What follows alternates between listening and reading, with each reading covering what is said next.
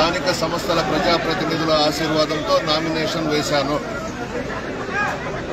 జగన్మోహన్ రెడ్డి గారు ముఖ్యమంత్రిగా ప్రమాణ స్వీకారం చేసిన తర్వాత పార్టీలకు అతీతంగా సంక్షేమ పథకాలు ఇవ్వడం జరిగింది.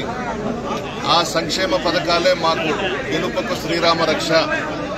2019లో మాది రాజకీయ కుటుంబమైన జగన్మోహన్ రెడ్డి గారి బొమ్మ పెట్టుకుని గెలిచాను. దాదాపు 40,000 వచ్చినాయి, 200 తక్కువ మెజారిటీ. ఈ దఫా మేమింకా సంక్షేమ పథకాలు ఎక్కువగా ఇచ్చాం. దాదాపు కోవూరు నియోజకవర్గంలో 1000 కోట్ల దాకా సంక్షేమ పథకాలు ఇచ్చాం.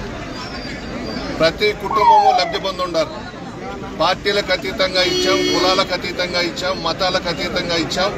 రాజకీయాలే చేయకుండా పేదలకు సంక్షేమ పథకాలు ఇచ్చాం. పేద ప్రజలందరూ కూడా జగన్మోహన్ రెడ్డి వైపు ఉన్నారు, ధనవంతులంతా కూడా చంద్రబాబు నాయుడు వైపు ఉన్నారు. ప్రజల ఆశీర్వాదంతో రాష్ట్రంలో 175కి 175 అసెంబ్లీ స్థానాలు గెలవబోతా ఉన్నాం. 25కి 25 పార్లమెంటు స్థానాలు గెలవబోతా ఉన్నాం. పేద ప్రజలందరూ కూడా ఈ రాష్ట్రానికి మరలా జగన్మోహన్ రెడ్డి గారినే ముఖ్యమంత్రి చేసుకోవాలని చెప్పేసి డిసైడ్ అయిపోయి ఉన్నారు. ఖచ్చితంగా 13వ తారీఖున ప్రజలందరూ కూడా పోలింగ్ బూత్లోకి వెళ్లి ఫ్యాను గుర్తు మీద వేసి రాష్ట్రంలో ఒక ప్రభంజనం సృష్టించబోతా ఉన్నారు.